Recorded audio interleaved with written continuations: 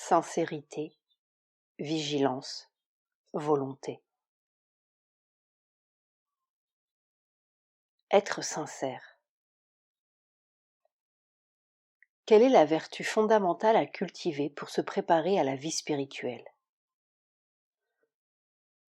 Je l'ai dit bien des fois, mais c'est une occasion de le répéter. C'est la sincérité. Une sincérité qui doit devenir totale et absolue, parce que seule la sincérité est une protection sur le chemin spirituel. Si vous n'êtes pas sincère, dès le second pas, vous êtes sûr de tomber et de vous casser le nez.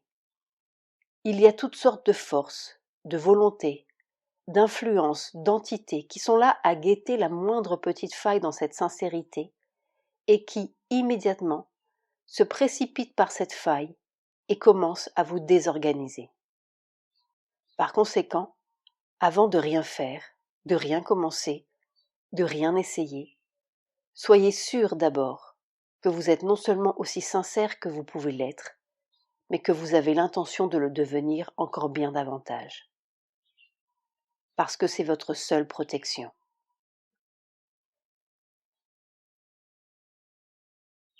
La sincérité parfaite. Au fond, quel que soit le chemin qu'on suive, que ce soit le chemin de la soumission, de la consécration, de la connaissance, si l'on veut qu'il soit parfait, c'est toujours aussi difficile. Et il n'y a qu'un moyen, un seul, je n'en connais qu'un seul. C'est une sincérité parfaite, mais sincérité parfaite. Savez-vous ce que c'est la sincérité parfaite? Ne jamais essayer de se tromper soi-même. Que jamais aucune partie de l'être n'essaye de trouver un moyen de convaincre les autres. Ne jamais expliquer d'une façon favorable ce que l'on fait pour avoir une excuse à ce qu'on veut faire. Ne jamais fermer les yeux quand quelque chose est désagréable. Ne jamais laisser rien passer en se disant « ça n'a pas d'importance, la prochaine fois ce sera mieux ». Oh, c'est très difficile. Essayez seulement pendant 1 heure, et vous verrez comme c'est difficile.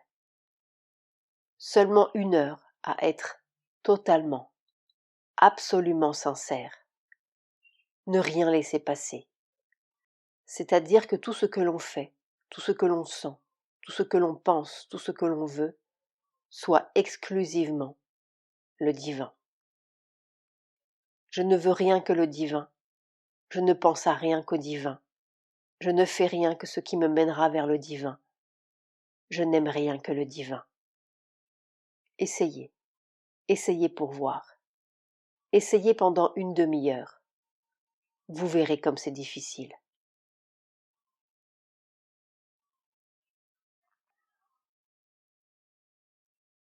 Le baromètre de la sincérité. Vous vous sentez comme ça, très misérable, un peu mécontent. Les choses ne sont pas très agréables aujourd'hui. Ce sont les mêmes qu'hier.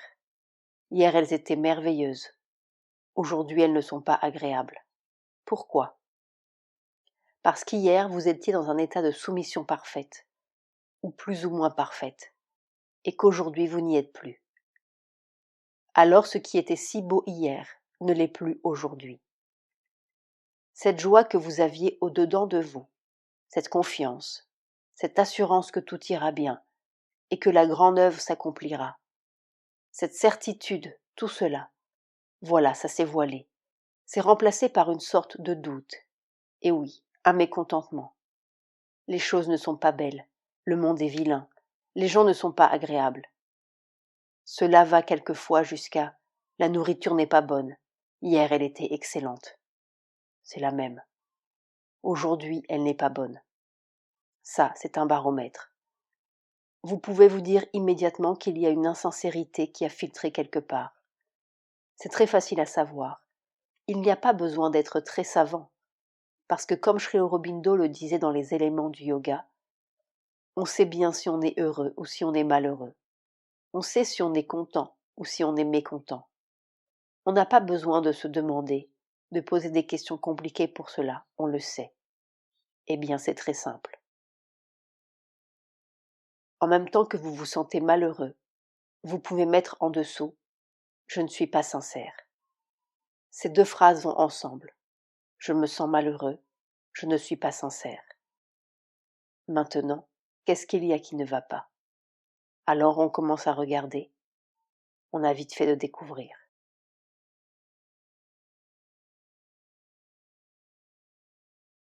Le miroir psychique. C'est la vie. On se casse le nez à la première occasion. On se dit « Oh, on ne peut pas être toujours si sérieux ». Et quand l'autre partie revient, une autre fois, on se repent amèrement. J'étais fou, j'ai perdu mon temps. Maintenant il faut que je recommence. Quelquefois, il y a une partie qui est de mauvaise humeur, révoltée, pleine de soucis, et une autre partie qui est progressive, pleine de soumission. Tout cela l'une après l'autre. Il n'y a qu'un remède. Il faut que ce soit toujours là, le poteau indicateur, un miroir bien planté dans ses sentiments, dans ses impulsions, dans toutes ses sensations. On les voit dans ce miroir. Il y en a qui ne sont pas très belles, ni agréables à regarder. Il y en a d'autres qui sont belles, agréables, et qui doivent être gardées. On fait cela 100 fois par jour s'il le faut. Et c'est très amusant. On fait comme un grand cercle autour du miroir psychique et on arrange tous les éléments autour. S'il y a quelque chose qui ne va pas, cela fait comme une ombre grise sur le miroir. C'est un élément à déplacer, à organiser. Il faut lui parler, lui faire comprendre. Il faut sortir de cette obscurité. Si vous faites cela, vous ne vous ennuyez jamais.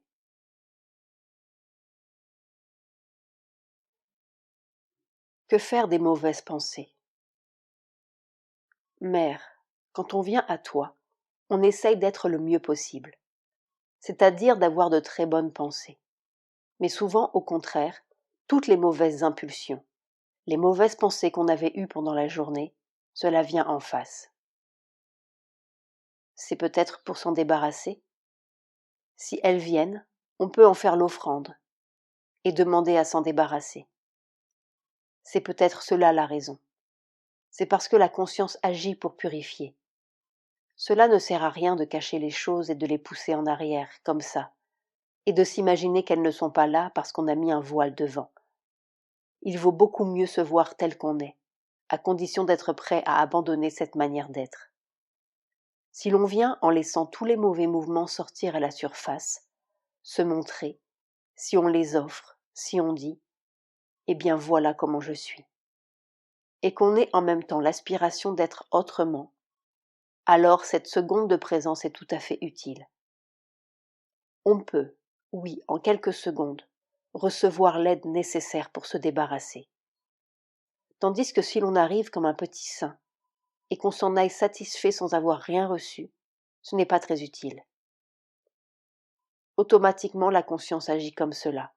C'est comme le rayon qui fait la lumière là où il n'y en avait pas. Mais seulement ce qui est nécessaire, c'est d'être dans l'état où l'on veut donner la chose, s'en débarrasser, pas s'y accrocher et le garder. Si sincèrement on veut la sortir de soi, la faire disparaître, alors c'est très utile.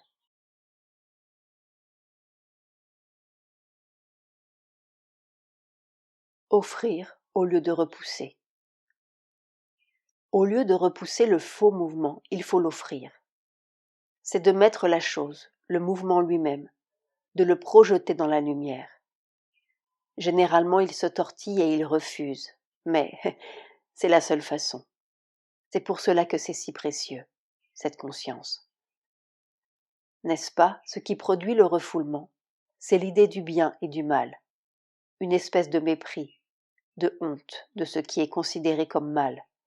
Et alors, on fait comme cela, geste de repousser. Et on ne veut pas le voir, on ne veut pas le laisser être. Il faut, la première chose à réaliser, c'est que c'est l'infirmité de notre conscience qui fait cette division, et qu'il y a une conscience, maintenant j'en suis sûre, il y a une conscience où ça n'existe pas, où ce que nous appelons mal est aussi nécessaire que ce que nous appelons bien, et que si nous pouvons projeter notre sensation, ou notre activité ou notre perception, la projeter dans cette lumière-là, c'est ça qui guérit. Au lieu de refouler ou de rejeter comme une chose que l'on veut détruire, ça ne peut pas se détruire. Il faut le projeter dans la lumière. Ça, j'ai eu plusieurs jours d'une expérience très intéressante à cause de cela. Justement, au lieu de vouloir rejeter loin de soi certaines choses que l'on n'admet pas, qui produisent un déséquilibre dans l'être, au lieu de cela, de les accepter, de les prendre comme une partie de soi et, Mère, ouvre les mains, de les offrir. Elles ne veulent pas être offertes, mais il y a un moyen de les obliger. Un moyen de les obliger. La résistance est diminuée d'autant que nous pouvons diminuer en nous le sens de désapprobation. Si nous pouvons remplacer ce sens de désapprobation par une compréhension supérieure, alors on arrive. C'est beaucoup plus facile. Je crois que c'est cela. Tous les mouvements qui tirent vers le bas, il faut les mettre en contact avec la compréhension supérieure.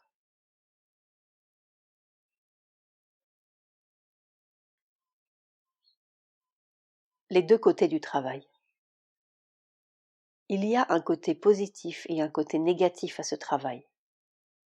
Le côté positif est d'accroître son aspiration, de développer sa conscience, d'unifier son être, de s'intérioriser pour entrer de plus en plus en rapport avec son être psychique, de prendre toutes les parties ou tous les mouvements, toutes les activités de son être, de les présenter devant cette conscience psychique pour qu'elles prennent leur place véritable vis-à-vis de ce centre. Enfin, d'organiser toute l'aspiration vers le divin et le progrès vers le divin. C'est le côté positif.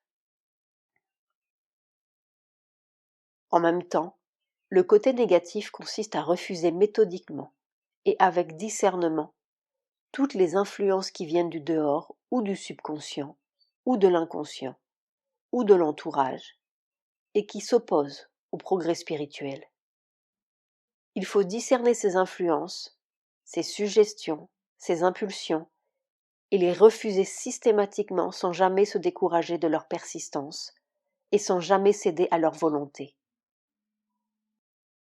Il faut en même temps s'apercevoir dans son être des différents éléments obscurs, égoïstes, inconscients, ou même de mauvaise volonté, qui répondent, consciemment ou non, à ces influences mauvaises et qui leur permettent non seulement de pénétrer dans la conscience, mais quelquefois de s'y installer. C'est le côté négatif. Les deux doivent être poursuivis en même temps, suivant les moments, suivant les occasions, suivant la facilité intérieure. Il faut insister tantôt sur l'un, tantôt sur l'autre, mais ne jamais les oublier, ni l'un ni l'autre. Vigilance. La vigilance, c'est d'être éveillé, sur ses gardes, sincère, ne pas se laisser prendre par surprise. À chaque moment de la vie, quand on veut faire une sadhana, il y a un choix entre faire un pas vers ce qui mène au but et s'endormir, ou même parfois reculer, se dire « Oh, plus tard, pas tout de suite », s'asseoir sur le chemin. Être vigilant, ce n'est pas seulement résister à ce qui tire vers le bas, mais surtout être en éveil pour ne pas perdre l'occasion de faire un progrès, l'occasion de surmonter une faiblesse, de résister à une tentation, l'occasion d'apprendre quelque chose, de corriger quelque chose, de maîtriser quelque chose. Si on est vigilant, on peut en quelques jours faire ce qui autrement prendrait des années. Si on est vigilant, on change chaque circonstance de la vie, chaque action, chaque mouvement, en une occasion d'approcher du but.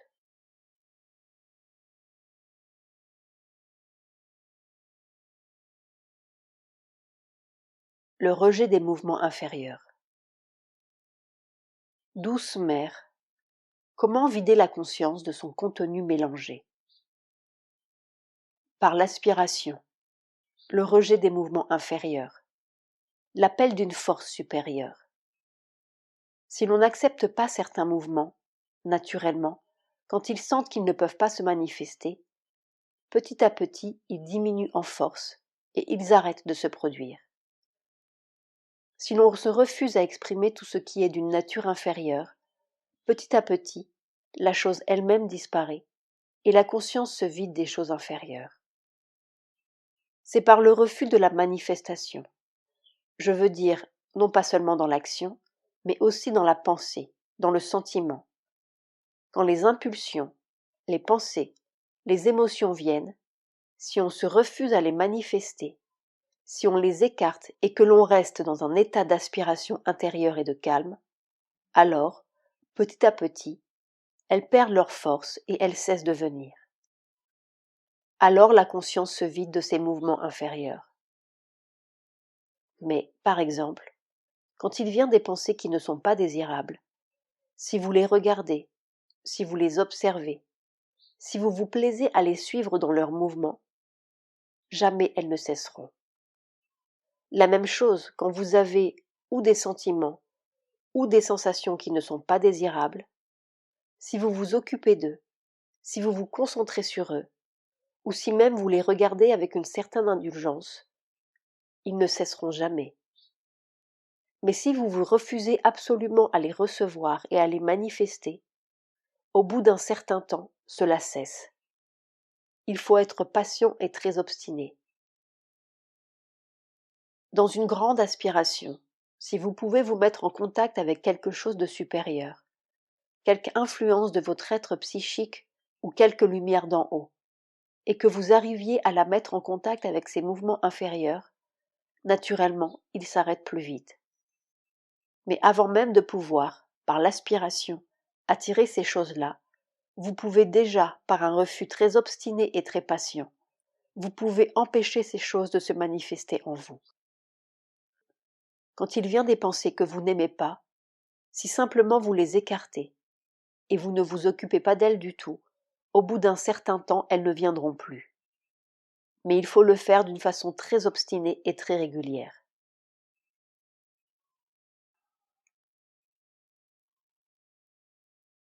Commencez par le dehors.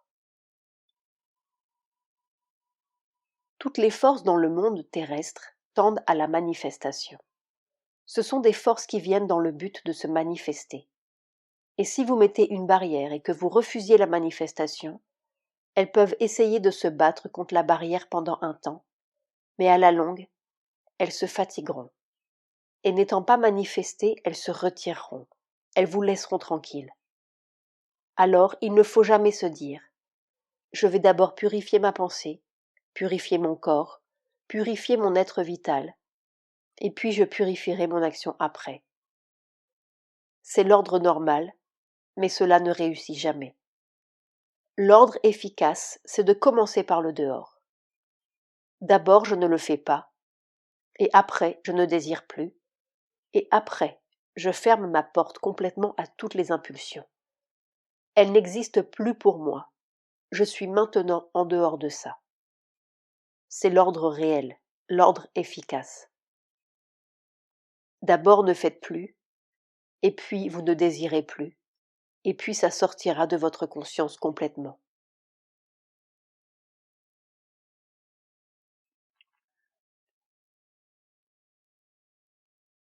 La propreté intérieure. J'ai connu des gens, beaucoup, pas seulement quelques-uns, je veux dire parmi ceux qui font un yoga.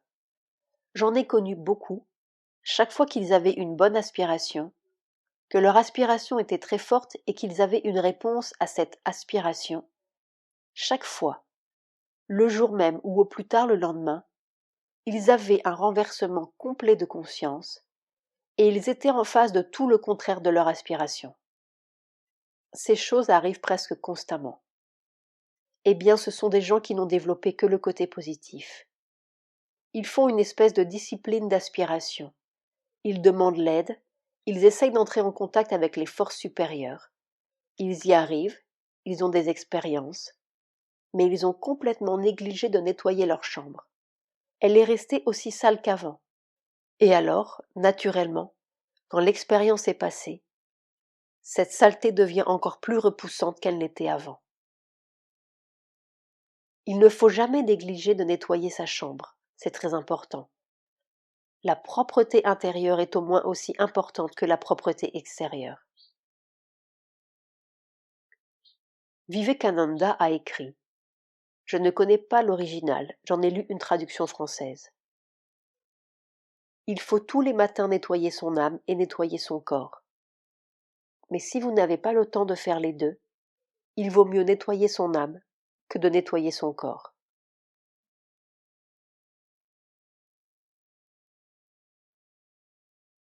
Construire plutôt que détruire. Est-ce que se blâmer soi-même est une bonne manière de progresser? De se blâmer? Non, pas nécessairement. Cela peut être utile, c'est même utile de temps en temps pour se tirer de l'illusion de sa perfection propre. Mais on perd beaucoup d'énergie à se critiquer. Il vaut beaucoup mieux user cette même énergie à faire des progrès, à faire un progrès concret, quelque chose de plus utile. Par exemple, si vous avez des pensées que vous n'approuvez pas, qui sont laides, vulgaires et qui vous dérangent, si vous dites: ah, que je suis insupportable, j'ai encore ces pensées-là, comme c'est ennuyeux.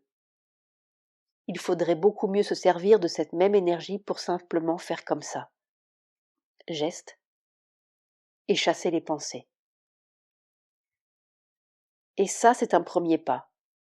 Le second pas, c'est de tâcher d'en avoir d'autres, s'intéresser à quelque chose d'autre, ou lire, ou réfléchir, mais tâcher de se remplir la tête de quelque chose de plus intéressant, d'utiliser son énergie à construire plutôt qu'à détruire. Il est nécessaire naturellement de temps en temps de reconnaître ses fautes. C'est tout à fait indispensable. Mais s'appesantir là-dessus n'est pas nécessaire. Ce qui est nécessaire, c'est d'utiliser toute son énergie pour construire les qualités que l'on veut avoir et pour faire la chose que l'on veut faire. C'est beaucoup plus important.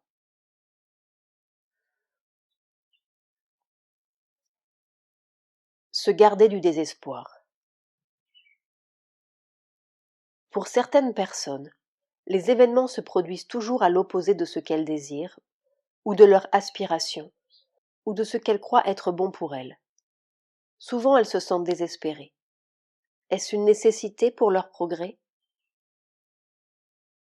Le désespoir n'est jamais une nécessité pour le progrès. Il est toujours un signe de faiblesse et de tamas, et il indique souvent la présence d'une force adverse, c'est-à-dire d'une force qui agit volontairement contre la sadhana. Ainsi, quelles que soient les circonstances de la vie, il faut toujours se garder soigneusement du désespoir. D'ailleurs, cette habitude d'être sombre, morose et désespéré ne dépend pas vraiment des événements, mais d'un manque de foi dans la nature. Celui qui a la foi en lui-même peut faire face à toutes les difficultés, à toutes les circonstances, même les plus adverses, sans être découragé et désespéré. Il lutte virilement jusqu'au bout. Ce sont les natures qui manquent de foi, qui manquent aussi d'endurance et de courage.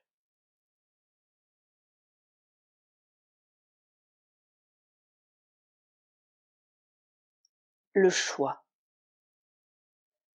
Mère, il y a des fautes. On sait que ce sont des fautes, mais tout de même, c'est comme si on était poussé à les faire. Alors, poussé par quoi? Ah, c'est justement cela qui arrive. C'est que c'est la nature inférieure, les instincts du subconscient qui vous dominent et qui vous font faire des choses que vous ne devez pas faire. Et alors c'est un choix entre votre volonté et accepter d'être soumis. Il y a toujours un moment où l'on peut décider. Cela va jusqu'au point où j'ai dit que, même, il y a un moment où l'on peut décider d'être malade et de ne pas être malade. Cela va même jusqu'au point où il y a un moment où l'on peut décider de mourir ou de ne pas mourir. Mais pour cela, il faut avoir une conscience extrêmement éveillée, parce que ce point est infinitésimal dans le temps, que c'est comme une centième partie d'une seconde et que, avant, on ne peut rien et après, on ne peut rien. Mais à ce moment-là, on peut. Et si on est absolument éveillé, on peut, à ce moment-là, prendre la décision. Mais pour des choses ordinaires comme, par exemple, de se soumettre à une impulsion ou de la refuser, ce n'est pas un espace, ce n'est même pas l'espace d'une seconde. On a beaucoup de temps devant soi, on a certainement plusieurs minutes. Et c'est un choix entre la soumission faible et la volonté qui s'impose. Si la volonté est claire, si elle est basée sur la vérité, si vraiment elle obéit à la vérité et qu'elle est claire, elle a toujours le pouvoir de refuser le mauvais mouvement. C'est une excuse qu'on se donne de dire « je n'ai pas pu ». Ce n'est pas vrai. C'est vraiment qu'on n'a pas voulu de la vraie manière. Parce qu'il y a toujours le choix de dire oui ou de dire non. Mais on choisit d'être faible et après on se donne cette excuse en se disant « ce n'est pas ma faute, ça a été plus fort que moi ». C'est votre faute si ça a été plus fort que vous. Parce que vous n'êtes pas ces impulsions. Parce que vous êtes une âme consciente et une volonté intelligente, et que votre devoir, c'est que ce soit ça qui vous gouverne, et pas les impulsions d'en bas.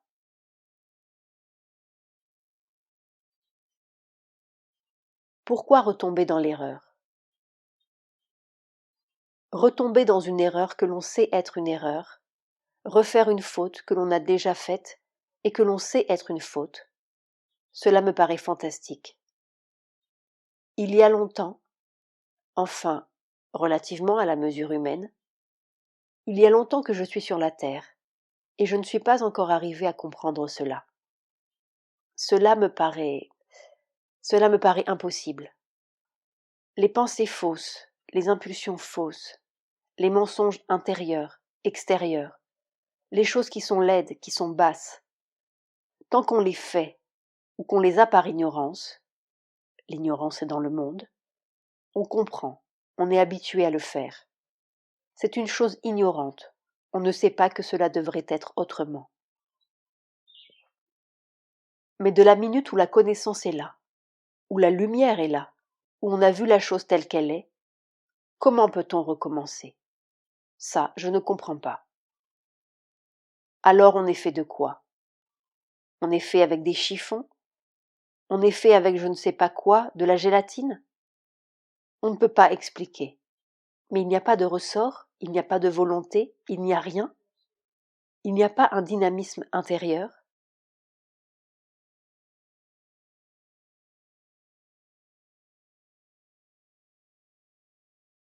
Fortifier sa volonté. Mère, comment peut-on fortifier sa volonté? Oh, comme on fortifie ses muscles, par un exercice méthodique. Tu prends un détail, quelque chose que tu veux faire, ou quelque chose que tu ne veux pas faire. Commence par une petite chose, pas une chose très centrale de l'être, un petit détail. Et alors là, si c'est une chose, par exemple, que tu as l'habitude de faire, alors tu insistes avec la même régularité là-dessus, n'est-ce pas? Pour ne pas faire, ou pour faire une chose. Tu insistes dessus, et tu t'obliges à le faire comme tu t'obliges à soulever un poids. La même chose. Tu fais le même genre d'effort, mais avec un effort plus interne. Et c'est après avoir pris, comme ça, des petites choses, les choses qui sont relativement faciles, n'est-ce pas? Après avoir pris ça, et avoir réussi à le faire, qu'alors on peut s'unir à une force plus grande et essayer une expérience plus compliquée.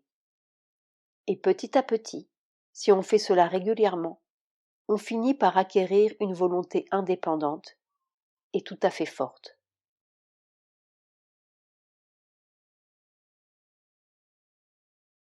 Apprendre à vouloir.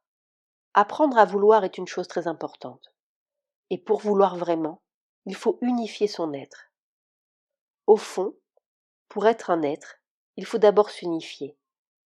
Si l'on est tiré par des tendances absolument contraires, si l'on passe les 3/4 de sa vie à être inconscient de soi-même et des raisons pour lesquelles on fait les choses, est-ce qu'on est un être? On n'existe pas. On est une masse d'influence, de mouvements, de force, d'action, de réaction. Mais on n'est pas un être. On commence à être un être quand on commence à avoir une volonté. Et l'on ne peut avoir une volonté que si l'on est unifié. Et quand vous aurez une volonté, alors vous pourrez dire vous pourrez dire au divin, je veux ce que tu veux, mais pas avant. Parce que pour vouloir ce que le divin veut, il faut avoir une volonté. Autrement, on ne veut rien du tout. On voudrait bien, on voudrait bien vouloir ce que le divin veut faire. On n'a pas de volonté à lui donner, à son service. La voie ensoleillée, la mer.